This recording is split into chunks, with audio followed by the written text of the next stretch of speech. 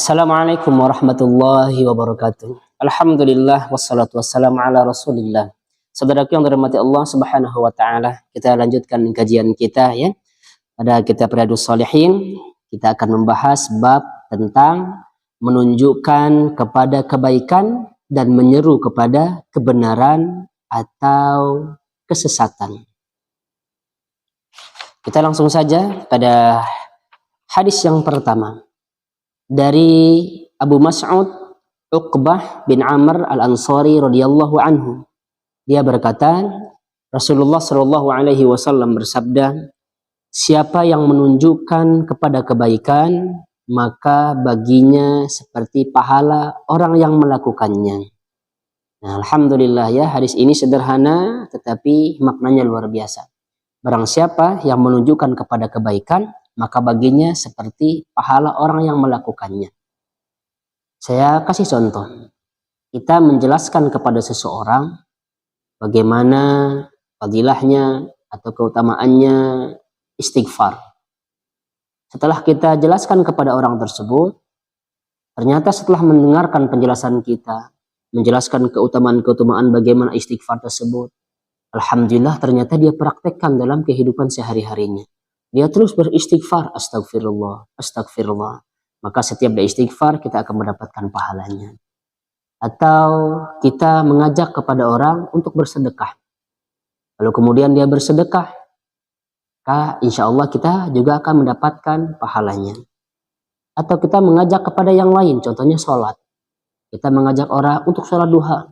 Insya Allah kita akan mendapatkan pahalanya juga. Karena kita mengajak kepada kebaikan. Wa ta'awanu 'alal birri wat taqwa wa la ta'awanu 'alal itsmi wal 'udwan. Begitu juga dengan sebaliknya ya, kalau kita mengajak kepada orang untuk melakukan kemaksiatan, maka kita akan mendapatkan dosanya juga.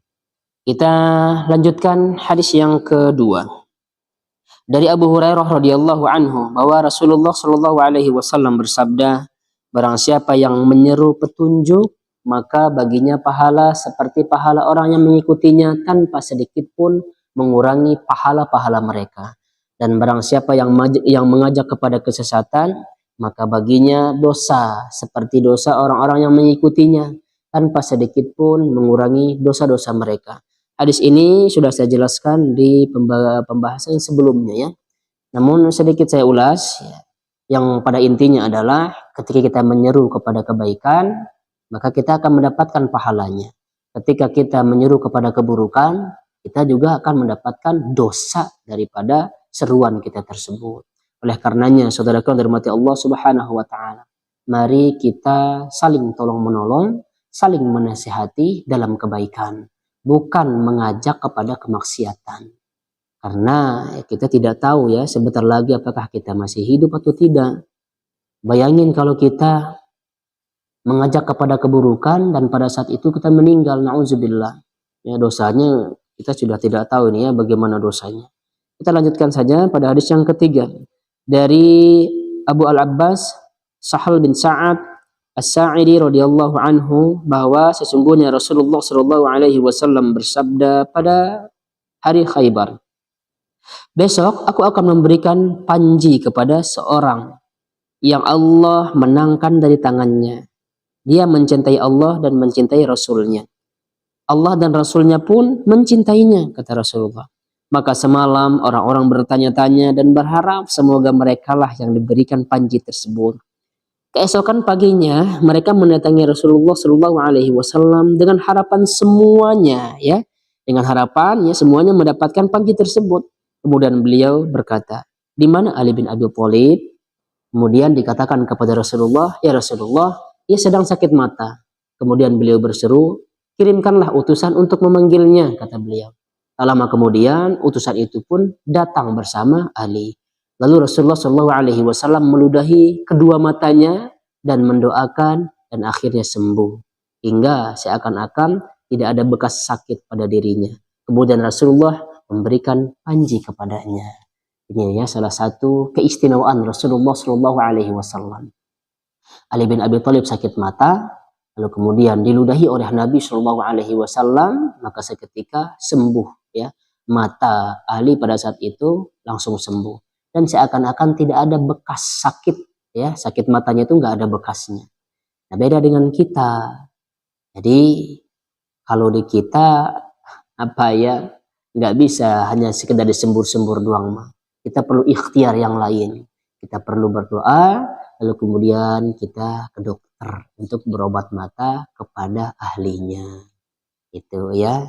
Salah satunya ya keistimewaan Nabi Shallallahu Alaihi Wasallam, apa ya, yang ada pada diri Rasulullah Shallallahu Alaihi Wasallam itu semuanya keberkahan, ya, termasuk keringat beliau keberkahan, rambut beliau ketika beliau potong rambut jadi rebutan ya oleh para sahabat, ketika beliau berwudu bekas air wudunya beliau direbut oleh para sahabat, bahkan ludah beliau pun berkah. Beda dengan kita ya. Jadi kita sebagai orang yang biasa ini ya, jangan sekali-kali kita mengkultuskan seseorang bahwa ludahnya berkah lah, bekas tiupan airnya berkah, bacaannya berkah, celupan tangannya ya, telunjuknya dimasukkan ke botol aqua gitu ya, botol air minum berkah. Kan banyak ya masyarakat yang beranggapan seperti itu. Padahal yang membedakan kita dengan yang lainnya adalah ketakwaan kita. Bisa saja ya kita mendoakan air itu dengan bacaan kita sendiri, bagaimana yang dipraktekkan oleh para sahabat. Mereka membaca Al-Fatihah, Al-Ikhlas dan yang lainnya, lalu kemudian mereka tiup dan akhirnya diminum. Nah, jadi tidak perlu repot-repot ya jauh-jauh mendatangi seseorang lalu kemudian diberi uang setelah meniup air tersebut. Dan terkadang kita lihat ya di media, seakan-akan itu tidak dibacakan, cuman dimasukin doang itunya telunjuknya, berkah, itu berkah jadi obat. Ini yang berbahaya. Baik, kita lanjutkan saja pada hadis selanjutnya. Dari Anas radhiyallahu anhu, sesungguhnya ada seorang pemuda dari Aslam berkata, ya Rasulullah, sesungguhnya aku ingin berperang, tapi aku tidak memiliki bekal yang aku persiapkan untuk itu. Beliau bersabda, datangi si fulan karena dia sudah menyiapkan, namun ia tiba-tiba sakit. Lalu dia mendatangi si fulan, kemudian berkata, sesungguhnya Rasulullah SAW menyampaikan salam kepadamu. Kemudian pemuda itu berkata kepadanya, berikan kepadaku apa yang telah engkau persiapkan. Maka si fulan berkata, wahai fulana, dia menyuruh istrinya ya, berikanlah kepadanya apa yang telah aku persiapkan. Dan janganlah engkau tahan sedikit pun darinya. Demi Allah, jangan kamu tahan sedikit pun darinya, maka ia akan memberikan keberkahan bagimu. Jadi dalam hal ini, di Islam ya, walaupun kita tidak bisa melakukan hal tersebut, akan tetapi kalau kita bisa memfasilitasi seseorang, maka kita tetap akan mendapatkan pahalanya. Itu juga termasuk jihad. Orang kita tadinya mau berjihad, qadarullah kita sakit, lalu kemudian persiapan-persiapan kita ternyata tidak jadi. Akhirnya ada orang yang tidak ada bekal, tidak ada persiapan untuk berperang.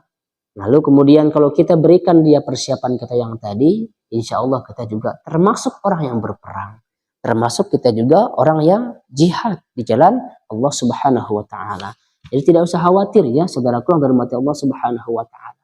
Kita dapat mendulang pahala, kita dapat mendapatkan pahala sebanyak-banyaknya dengan berbagai hal. Tidak hanya satu saja. Banyak cara kita untuk mendapatkan pahala. Sebagaimana orang yang mengatakan banyak jalan menuju Roma. Sedangkan kita katakan banyak cara untuk mendapatkan pahala. Walaupun kita tidak bisa bersedekah dengan harta, cukup kita praktekkan bacaan-bacaan yang diajarkan oleh Nabi Shallallahu Alaihi Wasallam kepada kita. Ucapan Subhanallah sedekah, Alhamdulillah sedekah, Allahu Akbar sedekah, La ilaha illallah sedekah, senyum kepada saudara adalah sedekah, suapan yang kita berikan kepada istri sedekah, semuanya sedekah. Ya, jadi tidak melulu harus dengan uang, tidak melulu harus dengan harta. Itulah yang dapat saya sampaikan pada kesempatan ini. Mudah-mudahan ada manfaatnya. Subhanakallahumma wa bihamdika asyhadu an la ilaha illa anta astaghfiruka wa atubu ilaik. Assalamualaikum warahmatullahi wabarakatuh.